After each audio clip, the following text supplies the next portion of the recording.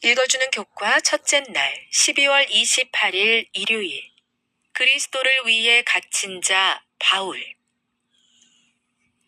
빌립보서와 골로새서는 바울이 감옥에 갇혀 있을 때 썼기 때문에 옥중서신이라고 불린다.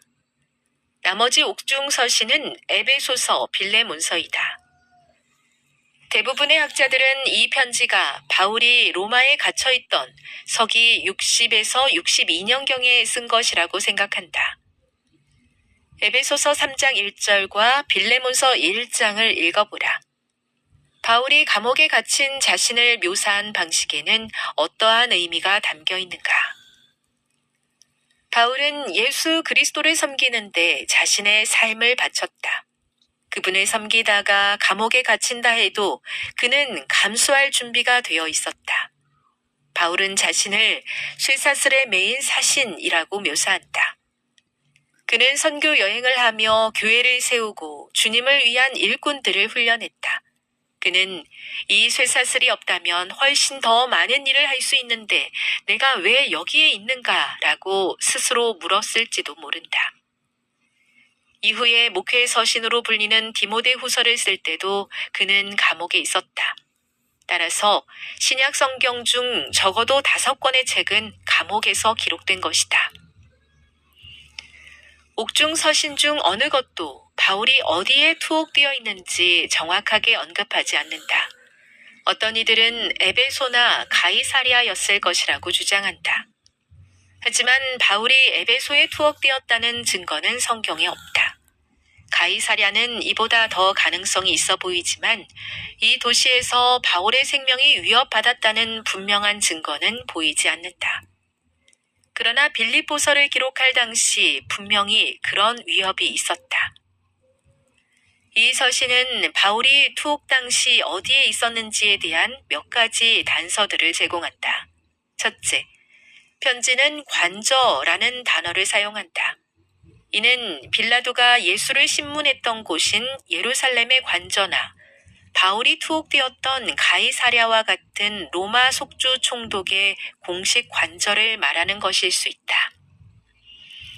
그러나 바울은 이 단어를 분명히 장소가 아닌 사람을 지칭하는 데 사용한다.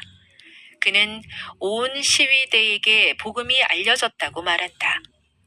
로마에는 황제를 보호하고 죄수들을 경비하던 약 14,000명의 정예 병사들이 있었다. 둘째, 바울은 가이사의 집에 있는 성도들에게 인사를 전한다. 이는 바울이 로마에 수감되어 있었고 황실을 섬기는 이들과 접촉하고 있었음을 시사한다. 교훈입니다. 복음을 전하다가 로마에서 감옥에 갇히고 생명의 위협까지 받은 바울은 그런 중에도 로마 친위대에게 복음을 전하고 가이사의 집과도 연결되었다. 묵상. 어려운 상황에 닥칠 때에 그것을 극복하고 좋은 일을 행하기가 쉽지 않은 이유는 무엇입니까? 적용. 우리는 어려운 상황에 처할지라도 최선을 다하는 법을 어떻게 배울 수 있겠습니까? 무엇이 그런 상황을 바꿀 수 있습니까? 영감의 교훈입니다. 바울은 착고를 차고 빌립보서를 기록함. 그리스도께서 그들 곁에 계셨으며 그분의 임재의 빛은 하늘 궁정의 영광으로 어둠을 밝혔다. 로마에서 바울은 복음이 널리 전파되는 것을 보고는 자기가 착고를 차고 있다는 것도 있고 이렇게 기록했다. 그리스도께서 산상에서 하신 바로 그 말씀이 핍박을 받고 있는 빌립보 교회에 보낸 바울의 기별 가운데서 주 안에서 항상 기뻐하라. 내가 다시 말하노니 기뻐하라는 말로 울려 퍼지고 있다.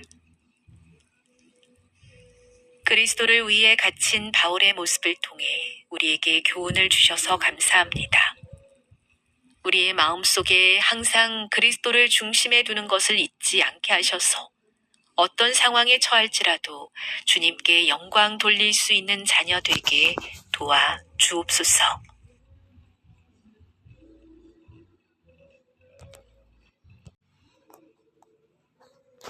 12월 28일 일요일 자포자기하지 말라.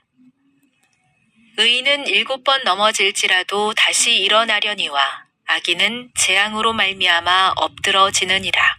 잠언 24장 16절. 성령의 감동으로 된 기록은 노아, 룻, 모세, 아브라함, 다윗, 솔로몬을 정복했던 죄, 심지어 강한 정신력을 지닌 엘리야조차 무서운 시련 속에서 시험받게 했던 죄에 대해 숨김없이 말해준다. 요나의 불순종과 이스라엘의 우상숭배는 정확하게 기록되었다. 그리스도에 대한 베드로의 부인, 바울과 바나바의 날카로운 논쟁, 선지자와 사도들의 실패와 약점이 낱낱이 드러나 있다. 신자들의 삶에 나타나는 결점, 어리석은 행동이 우리에게 고스란히 공개된 이유는 그들의 뒤를 잇는 모든 세대에게 교훈을 전하기 위해서다. 만약 그들에게 약점이 없었다면 그들은 인간을 뛰어넘는 존재였을 것이며 우리의 죄스런 본성으로는 그와 같은 탁월한 경지에 이른다는 희망조차 잃었을 것이다. 그러나 우리는 그들이 몸부림치다 넘어진 지점, 또 그들이 마음을 다잡고 하나님의 은혜로 승리하는 지점들을 보면서 용기를 얻으며 타락한 본성 때문에 생기는 장애물을 넘어서도록 이끌린다. 우리에게는 바로 성경의 교훈이 필요하다. 성경은 죄를 드러내는 동시에 그에 따르는 징벌을 기록하고 있기 때문이다. 죄 지은 자들의 슬픔과 회개, 죄로 상한 영혼의 울부짖음이 과거로부터 우리에게 전해지며 그때나 지금이나 인간에게는 하나님의 자비로운 용서가 필요하다고 말해준다. 성경의 역사는 의기소침한 마음을 하나님의 자비라는 희망으로 채워준다. 우리는 절망할 필요가 없다. 우리처럼 낙담으로 몸부림치고 유혹에 넘어졌지만 다시 회복되어 하나님께 복을 받은 이들이 있기 때문이다. 영감의 말씀은 잘못을 저지른 우리를 위로하고 격려한다. 선조들과 사도들은 인간적인 연약함을 지녔음에도 믿음으로 좋은 평판을 얻었고 주님의 능력으로 싸워 영광스럽게 승리했다. 따라서 우리도 속죄의 희생을 힘입어 예수의 이름으로 승자가 될 수 있다. 교회 증언 4권 12에서 15. 의인은 7번 넘어질지라도 다시 일어나려니와 악인은 재앙으로 말미암아 엎드러지느니라. 잠언 24장 16절.